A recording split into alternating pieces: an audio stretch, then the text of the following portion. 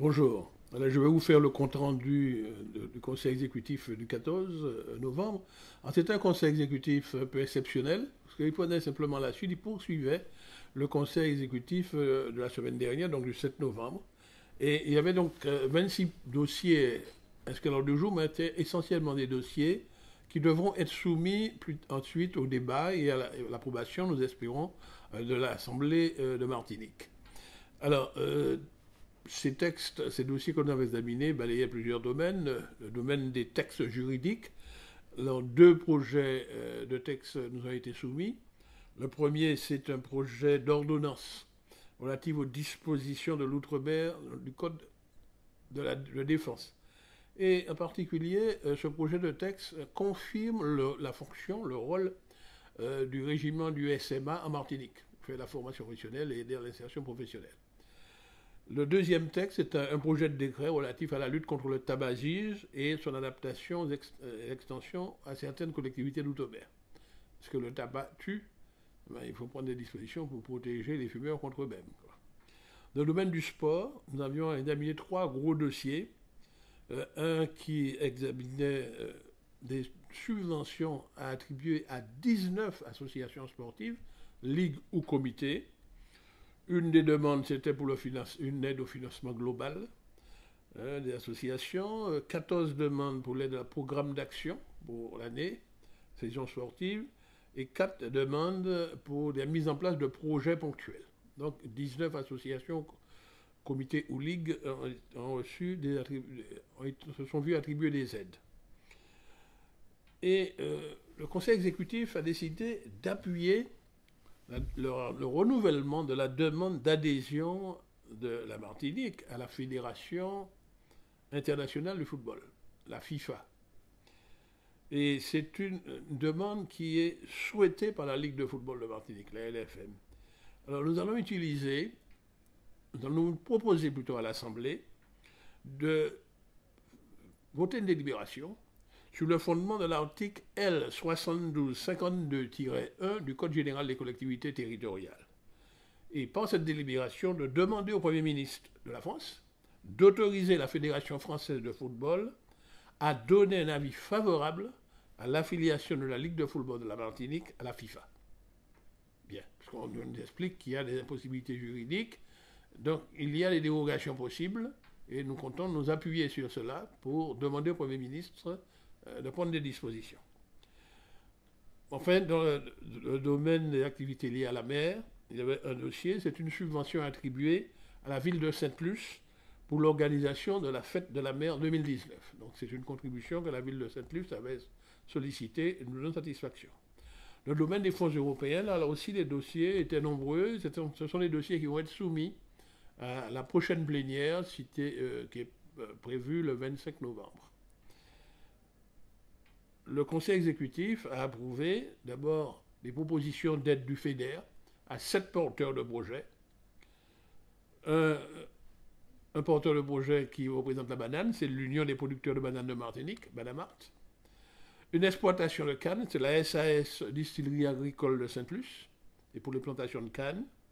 Une autre exploitation agricole située dans le secteur du maraîcher, c'est la SARL Jardin Château-Gaillard. Une entreprise qui est de la transformation de la viande. En fait, c'est une boucherie moderne portée par une société qui s'appelle les SAS, les Saveurs du Domaine. C'est pour la création d'un atelier d'agro-transformation de la viande locale et d'un circuit de vente à proximité en tournée. C'est-à-dire on livre la viande chez le client. Également, nous avons examiné une demande d'une entreprise de l'agro-transformation, une entreprise très connue, c'est la SAS d'Enel. C'est pour la modernisation de certains équipements dans sa ligne de production. Et nous rappelons que c'est une usine qui fabrique des jus, des confitures et qui transforme les fruits tropicaux de Martinique. Également, nous avons validé une demande d'aide de la Chambre d'agriculture, toujours du FEADER. FEADER, je rappelle, c'est le Fonds européen pour l'agriculture et le développement rural. Et alors, cette subvention va servir à la Chambre pour financer du conseil et de l'encadrement technique des agriculteurs. Donc, en clair, la Chambre d'agriculture va envoyer sur le terrain auprès des agriculteurs des techniciens de bon niveau pour leur donner des conseils, les encadrer, les conseiller techniquement dans les mesures agro-environnementales. Également, nous avons examiné favorablement le dossier d'une association, l'association des exploitants du François, l'AEXAF. C'est pour leur permettre de rénover la route d'accès de l'habitation Bellevue, sur tout ce territoire du François.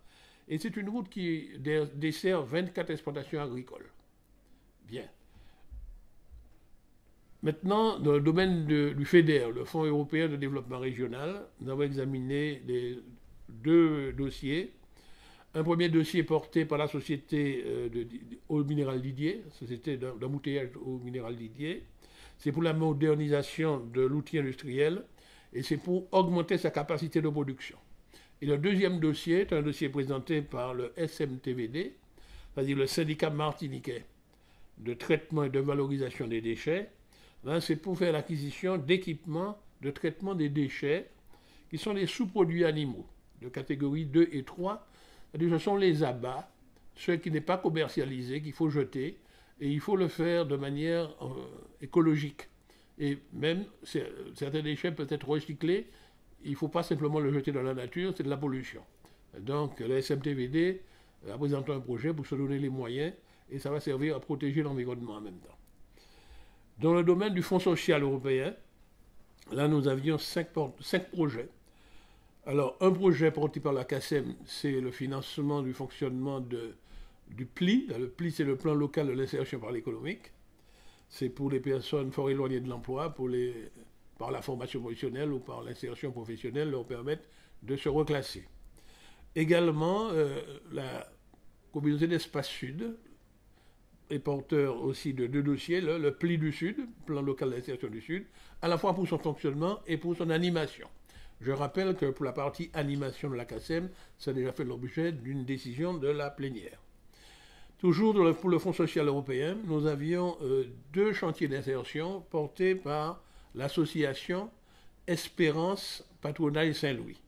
Alors, le premier atelier chantier d'insertion s'appelle les Jardins de l'Espérance. Donc, c'est un jardin partagé où des jeunes en difficulté se réinsèrent en faisant du jardinage. Et puis le deuxième atelier chantier d'insertion, il s'appelle Recycle Bois. C'est à partir des déchets de bois, des palettes, faire des meubles, faire des objets en bois. Bien. Et puis, maintenant, le quatrième fonds, le Fonds européen pour les affaires maritimes et la pêche, le FEAMP, mais il y avait un porteur de projet qui a sollicité donc des fonds du FEAMP et ceux de la CTM. C'est un aquaculteur, c'est le EI Racine, c'est-à-dire l'entreprise individuelle Racine, qui est un aquaculteur. C'est pour lui permettre de faire la transformation des produits issus de la ferme aquacole. Et enfin, dans le domaine de l'environnement, nous avions un dossier. Alors, le Conseil exécutif a validé de proposer à l'Assemblée, de soumettre à l'Assemblée l'approbation du plan de prévention et de gestion des déchets de Martinique, le PPDGM, et son rapport environnemental. Donc, ce sera soumis bientôt à l'Assemblée plénière pour approbation, nous l'espérons. Voilà en résumé les points qui ont été abordés au Conseil exécutif du 14 novembre 2019. Merci et à la prochaine.